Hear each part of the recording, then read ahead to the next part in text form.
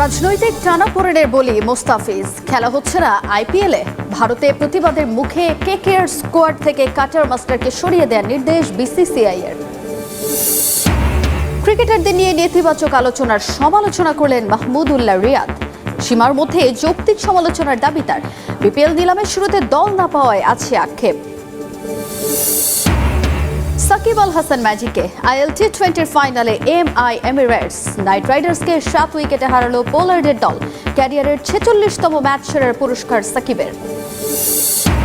এবং আবারও বাফুফের টেকনিক্যাল ডিরেক্টরের দায়িত্বে সাইফুল বারী টিটু। তৃণমূল থেকে ফুটবলার তুলে আনার সঙ্গে নতুন কোচ নিয়োগের পরিকল্পনা, সেরাটা দিতে প্রস্তুত।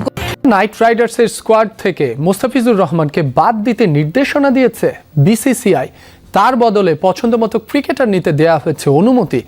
ভারতে হিন্দুত্ববাদী কয়েকটি সংগঠনের বিরোধিতায় বিশৃঙ্খলা আর অস্থিরতা ঠেকাতেই এই সিদ্ধান্ত নেওয়া হয়েছে বলে জানান বিসিসিআই সচিব Debjit Saikia. At 20 lakh, KKR Mustafizur Rahman is yours. বেশ কয়েক বছর ধরে আইপিএলে একমাত্র বাংলাদেশি হিসেবে প্রতিনিধিত্ব করে আসছিলেন টাইগার পেসার মোস্তাফিজুর রহমান। চলতি আসরের জন্য 9,20,00,000 রুপিতে নিলাম থেকে তাকে দলে ভেড়ায় বলিউড তারকা শাহরুখ খানের দল কলকাতা নাইট রাইডার্স। নিলামে সর্বোচ্চ দামে বিক্রি হওয়া বাংলাদেশি ক্রিকেটার হিসেবে রেকর্ড গড়েন এই কাটার মাস্টার। তবে ভাগ্য যেন আর সহায় হচ্ছে না মুস্তাফিজের। বেশ কয়েকদিন ধরেই বাংলাদেশি ক্রিকেটারদের নিষিদ্ধের দাবি জানিয়ে আন্দোলন করে আসছিল কট্টর হিন্দুত্ববাদী কয়েকটি সংগঠন। ফলে টাইগার এই পেসারের আইপিএল খেলা নিয়ে তৈরি হয় অনিশ্চয়তা। এমন পরিস্থিতিতে মোস্তাফিজুর রহমানকে কলকাতা নাইট রাইডার্সের স্কোয়াড থেকে বাদ দিতে নির্দেশনা দিয়েছে বিসিসিআই। তার বদলে ফ্র্যাঞ্চাইজিটিকে পছন্দমতো ক্রিকেটার নিতে অনুমতিও দেওয়া হবে বলে জানানো হয়। দেশজুড়ে সৃষ্ট হওয়া সংকট এড়াতে এই সিদ্ধান্ত নেওয়া হয়েছে বলে জানান বিসিসিআই সচিব Debjit Saikia. CCI has instructed the franchisee KKR. দেশজুড়ে সৃষ্ট অস্থিরতার কারণে কেকেআর ফ্র্যাঞ্চাইজিকে একজন ক্রিকেটার ছেড়ে দেওয়ার নির্দেশনা দিয়েছে বিসিসিআই। বাংলাদেশি ক্রিকেটার মোস্তাফিজুর রহমানকে তাদের স্কোয়াড থেকে বাদ দেওয়ার পর বিকল্প যে কোনো ক্রিকেটারকে তাদের পছন্দ মতো নেয়ার সুযোগ দেবে বিসিসিআই। সংস্থার পক্ষ থেকে সেই অনুমোদন দেয়া হয়েছে।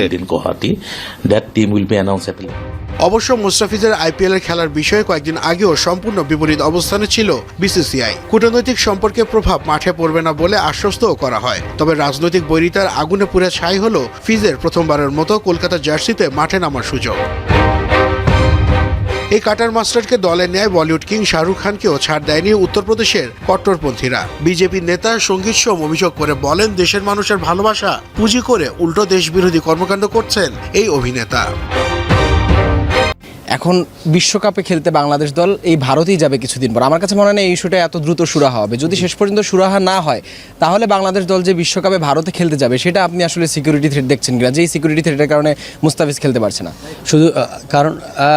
শুধু একজনের সিকিউরিটি নিয়ে যদি এরকম ইস্যু হয় তাহলে আমি বলবো যে অবশ্যই বাংলাদেশ ক্রিকেট ওইখানে যাওয়া নিয়ে একটা বড় ইস্যু দাঁড়াবে। কারণ আপনি যদি একজনকে সিকিউরিটি না দিতে পারেন তার পুরো টিমকে আপনি কীভাবে দিবেন। আমার কাছে মনে হয় বিসিসিআই এবং বিসিবি এটা অবশ্যই এটা আলোচনা করবে কিভাবে বাংলাদেশ দলকে সিকিউরিটি দিতে পারবে।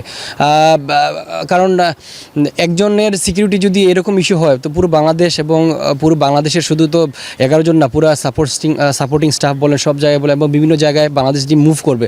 আমার কাছে মনে হয় এটা বিসিবি এখন থেকে চিন্তা করা উচিত।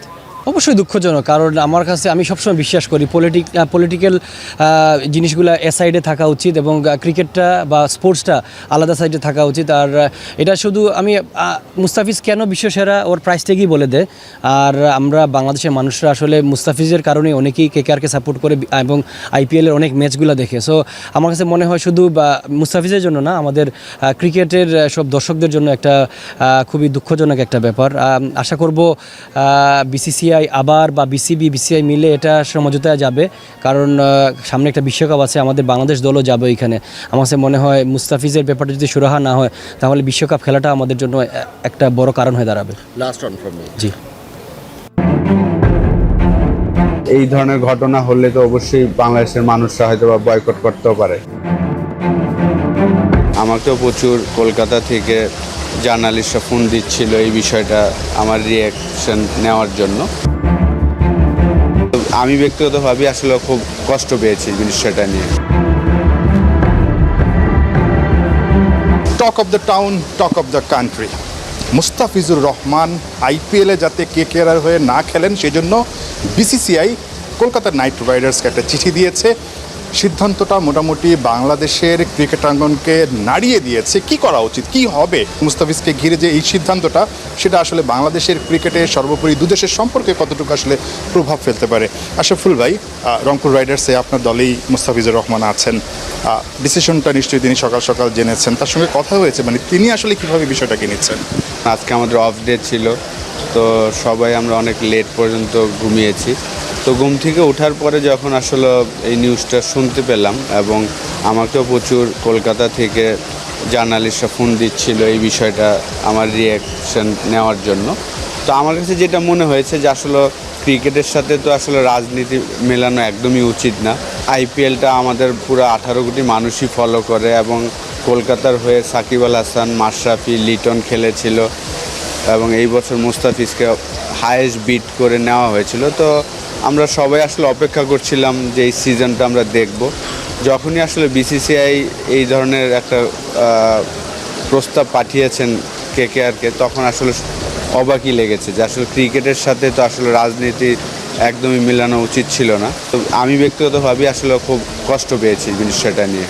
আপনি বলছিলেন যে কলকাতার জার্নালিস্টরা অনেকেই আপনাকে কলকাতা থেকে বা ইন্ডিয়া থেকে ফোন করছেন, আপনার যারা ফ্রেন্ডস আছেন, তারা আসলে কি বলছেন, ডিসিশনটাকে তারা কিভাবে দেখছেন বা আপনার সঙ্গে কি জানতে চাইছেন আপনার কাছে?